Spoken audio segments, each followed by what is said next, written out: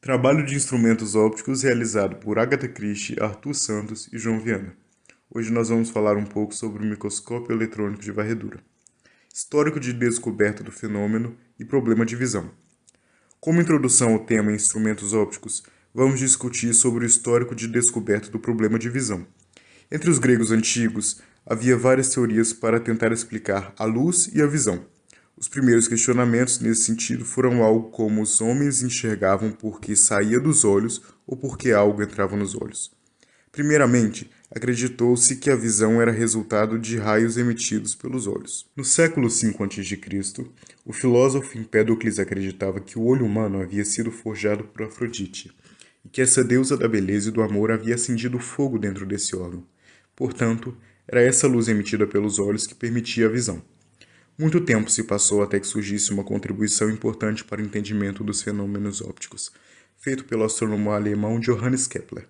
Em seu livro A Parte Óptica da Astronomia, de 1604, considerado um dos marcos da óptica moderna, ele explica a formação da imagem no olho e apresenta uma teoria matemática para explicar o funcionamento de uma câmara escura. Também explicou problemas de visão como a miopia, dificuldade de enxergar de longe, e a hipermetropia, dificuldade de enxergar de perto.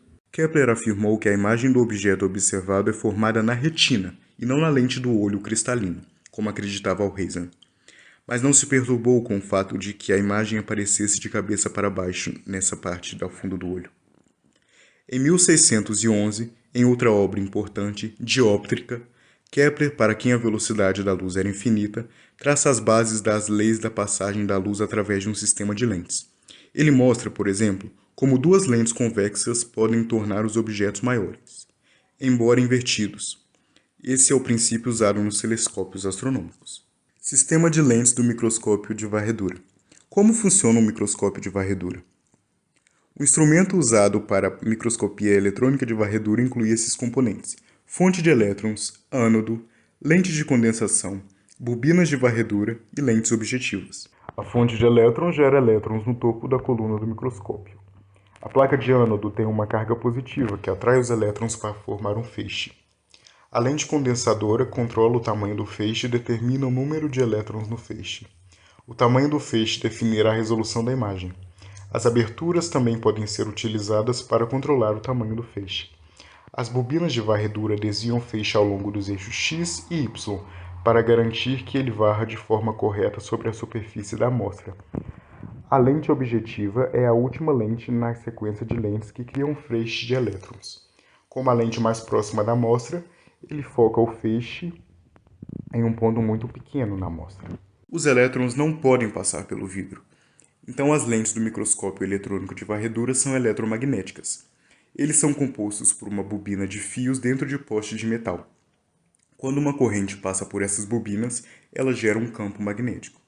Os elétrons são altamente sensíveis a esses campos magnéticos, o que permite que as lentes do microscópio os controlem. Em síntese, fazem parte do sistema de lentes três condensadoras, sendo a última chamada de objetiva. As duas primeiras condensadoras atuam no sentido de concentrar o feixe eletrônico o máximo possível, enquanto a objetiva atua no sentido de reduzir aberrações esféricas. Essas lentes eletromagnéticas consistem em um cilindro de ferro com orifício central por onde passa o feixe de elétrons. No interior da bobina envolvendo o orifício existem várias bobinas de cobre que circulam uma forte corrente elétrica quando o MeV está em atividade. Essa configuração cria um forte campo magnético no interior do canal, o qual é responsável pela demagnificação do feixe.